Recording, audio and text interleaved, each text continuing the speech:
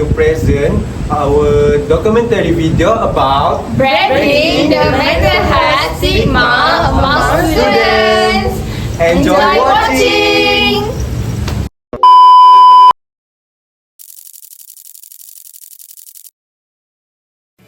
In a mental health Globally, crisis today. mental health concerns Depression is at an all-time high in the United States. More adolescents and adults are experiencing mental health crisis.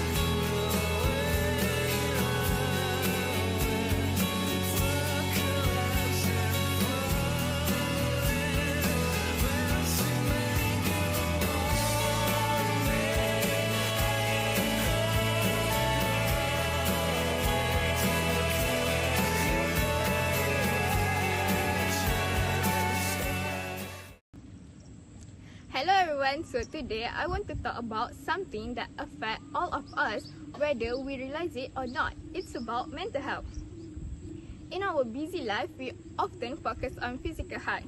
We talk about eating well, exercising and staying fit, but we rarely talk about taking care of our mind. The truth is, mental health is just as important as physical health because it shapes how we think, feel and live every single day. Mental health is not only about mental illness, it's about emotional balance, the ability to cope with challenges, and the way we manage stress, relationship, and responsibility. When our mental health is strong, we are more focused, confident, and ready to face life challenges. But when it starts to weaken, even simple things can feel heavy and difficult. Many people still carry the wrong perception that mental health problems only happen to weak people or those who cannot handle life. But that is not true at all. Anyone can struggle. For instance, students who are stressed about exams, teachers who are overworked, parents who are exhausted, or friends who seem perfectly fine, but they are silently fighting their own battles.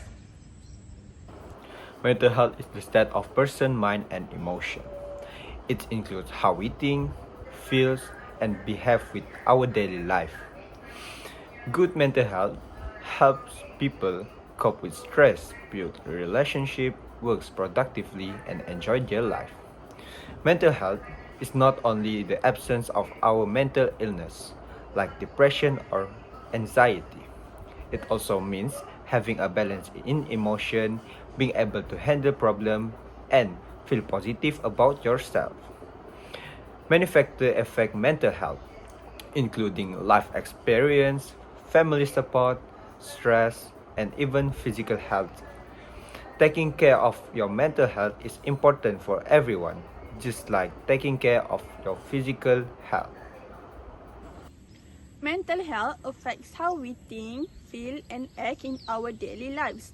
But sadly, in many schools and universities, mental health is still treated as a sensitive topic. Students who struggle with anxiety, stress, or depression are often judged, laughed at, or simply told to get over it. That's what we call stigma. Stigma happens when people hold negative attitudes or false beliefs about mental health. For example, when someone says, "You are weak if you go to a counselor," or "Only crazy people get depression." These statements may sound small, but they stop many students from getting the help they truly need.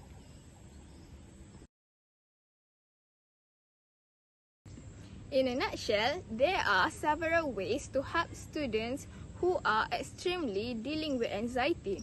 First, we must listen. Listening is one of the simplest but most powerful acts of kindness. When someone opens up, do not rush to give advice or tell them to be positive. Sometimes all they need is for us to be there to say, "I'm here for you." The other point is setting small or achievable goals give a sense of purpose and accomplishment. Breaking tasks into smaller steps can reduce stress and prevent feeling overwhelming.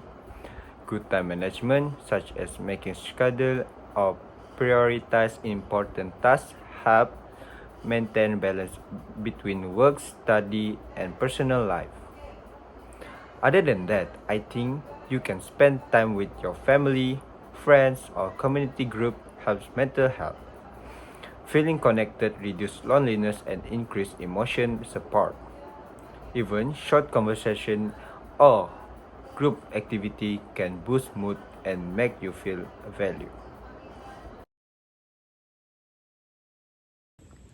Thus, there are several reasons why stigma continues to exist. First, a lack of awareness. Many students don't really understand what mental health means. Second, fear of judgment. Students worry that their friends or teachers will treat them differently if they speak up. And third, cultural pressure. In some families or communities, talking about emotions or mental struggles is seen as something shameful. Because of this stigma, students often suffer in silence. They may isolate themselves, perform poorly in class, or even develop more serious mental health problems. Instead of asking for help, they hide their feelings, and that makes recovery even harder. In this context, this documentary aims to provide an overall picture of mental health issue among the university students. So, enjoy watching. In universities around the world, thousands of students battle invisible storm every day. They struggle to breathe under the expectations, yet society remains blind to their pain. Mental health stigma is a silent poison. It whispers that vulnerability is weakness, and it forces many to hide their suffering behind a fake smile. When judgment replaces empathy, those who need help is the most are often one too afraid to ask for it. This documentary aims to shine light on the shadow we carry, because healing begins with someone finally listen.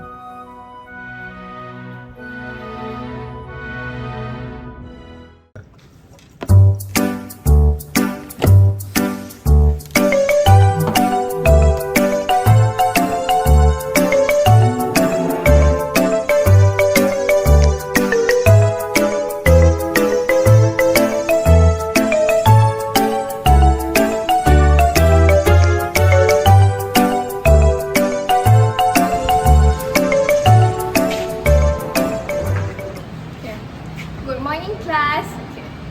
So today I would like to continue our presentation from the last lesson. Now I would like to call Syafiq as the first presenter for our lesson today. Gosh, it's over for me.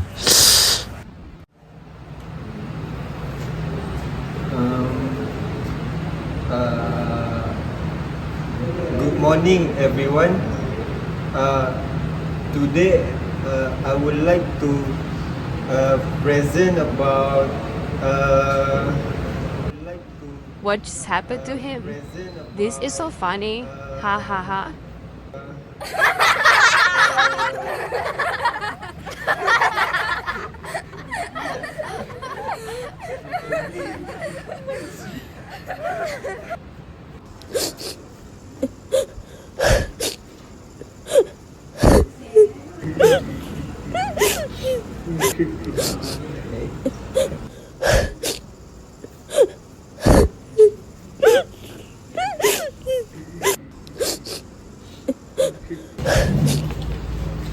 Syafiq, what happened?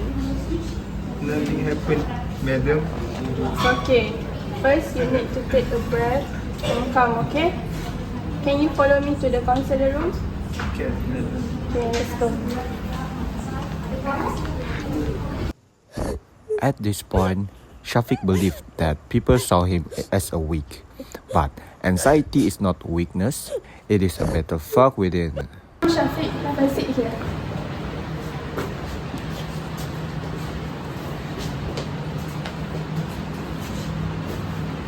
So, hello Syafiq, how are you today?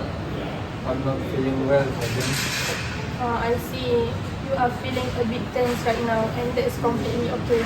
Can you tell to me what happened to you today? During the class, Miss Nurin asked me to present the topic of our lesson today, but all my friends laughing at me and make me as a joke. So that makes me feel sad, and I go rush out from my class and go to library to express all the feeling with crying. I see. It's okay, Syafiq. You are in a safe space. Whatever you are feeling, like fear, worry, confusion, it's valid. Sometimes our thoughts can feel louder than everything else around us, but that does not mean that they have power over you. I understand. Anxiety can make even small things feel overwhelming, like your mind is racing faster than you can keep up. But the fact that you are here today, that already shows strength. You are not weak. You are not weak for feeling anxious. You are human for acknowledging it. Maybe you can join our regular session or having a small discussion with our friends that also have anxiety. Sometimes when you share your thoughts, it maybe can help you to improve it. Do you want me to enter your name in our regular sessions? Wow, that sounds like a really great idea, madam, but I need to think about it first. Thank you, madam, for all your speech. And now, can I go home?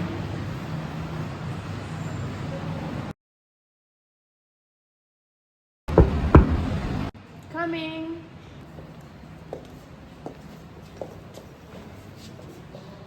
Hey Aisha, I saw my student leaving just now. How did the session go?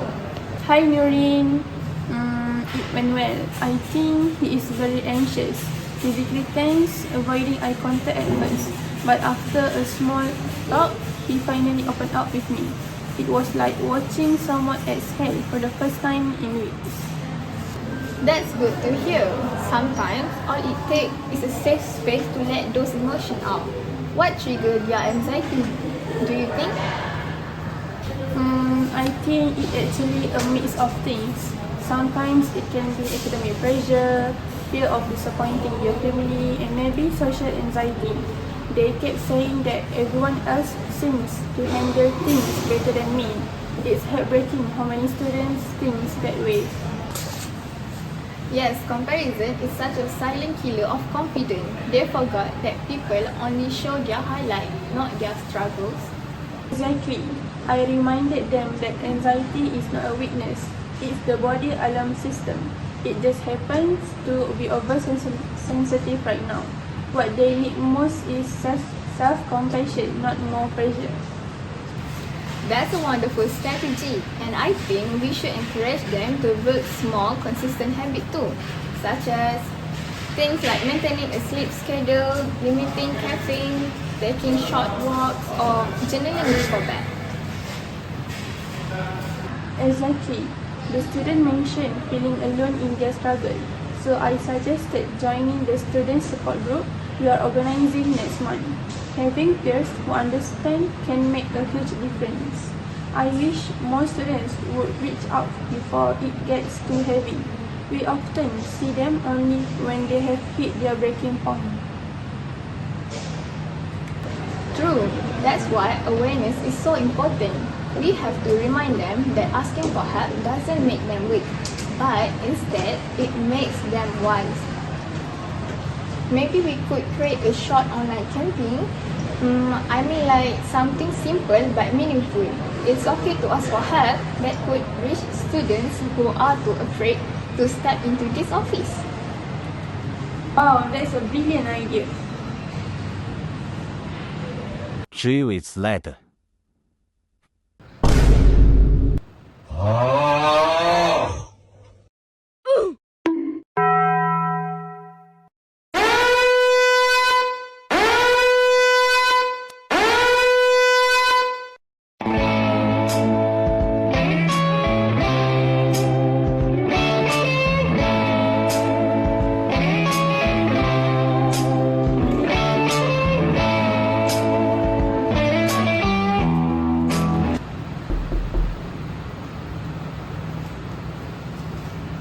Yo, Shaza. Go away, Syafiq. I'm trying to study right now. The exam is just around the corner. Shaza, I know that you are struggling with your study right now because the final exam is around the corner. But you need to manage your mental health properly to make sure that you're not stressed when you study. But I don't know how to manage it. My overthinking is killing me, and my parents must be sad if I fail. Ah, I see. I can give you some advice, Shaza, but before that, can I sit here first? Yes, of course. Okay. Honestly, many people struggle, but they just don't always say it loud. Asking for help doesn't make you weak.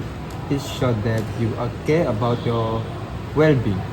But I don't even know where to start. I can't manage my time, and I keep overthinking all the time. I think let's try to take this step by step, Shaza. How about we write down what you need to do first, then rank them from the most urgent to least urgent. You don't need to finish everything at once, just one thing at the time. You got it? Yeah, that sounds more manageable. I think I'll try it later. Don't forget to take a break, Shaza. Your brain needs to rest work well, even for about 5 minutes of the deep breath. Your healthy matters more than grades. If you're not okay, your study will be harder. Have you considered talking to a counselor or teacher? They can guide you too. I was scared to do that, but I should. I think I need help. I think you can go to Madam Aisyah room. And that's okay. I can go with you if you want. You're not alone, okay? We can do this together.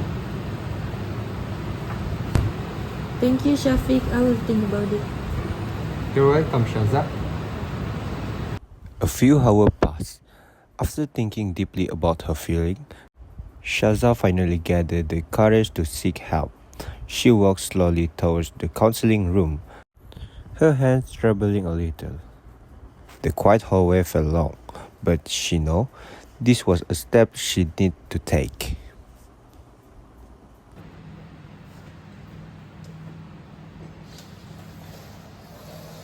Shaza, what's going on? Hi, Madam Aisyah. Can I talk to you for a minute? Sure, you can follow me to my room. Okay. You can sit here, Shaza. So, how are you today? I'm good. I'm glad to hear that. So, what's been on your mind lately? Mind to share with me? I feel like I'm going to fail. No matter how much I study, it's never enough.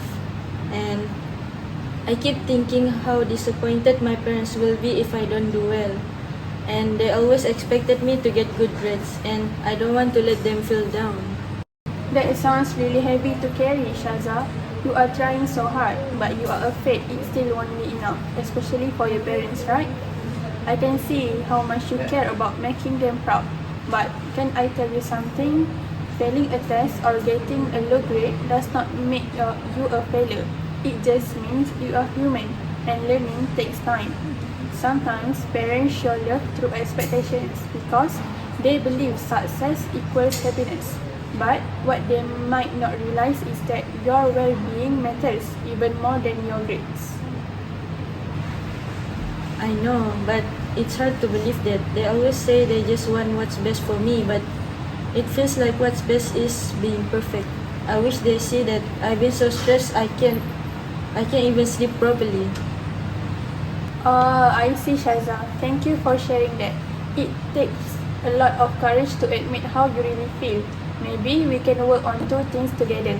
First, you need to learn how to manage the stress and find a healthy way to talk to your parents about it. How does that sound? Is it okay or not?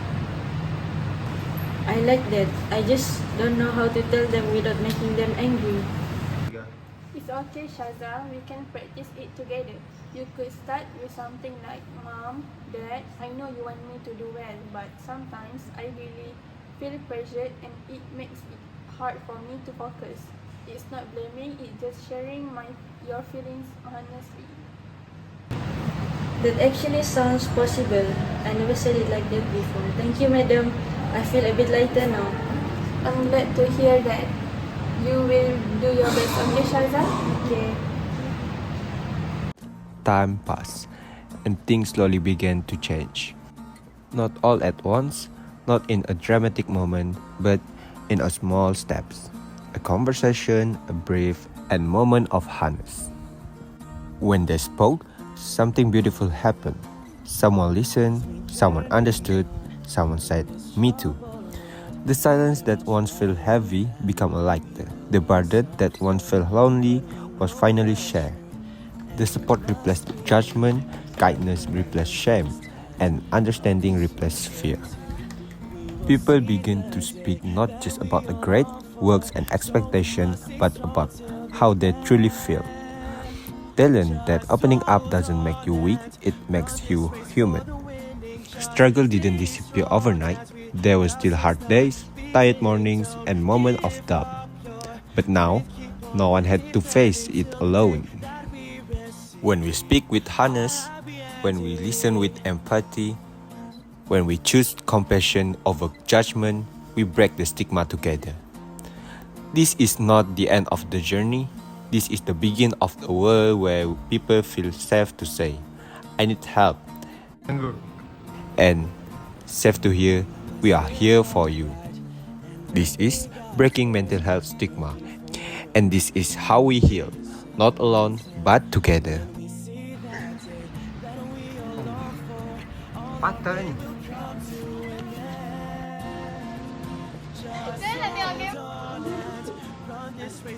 Tersenyum. Sabar. You like to present. Represent pula.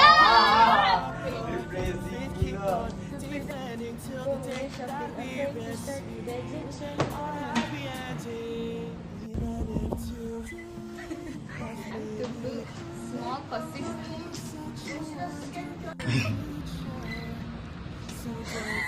Ask me to Sambung je.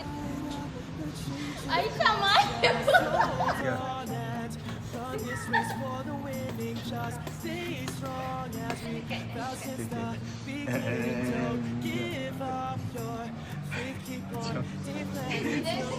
boleh.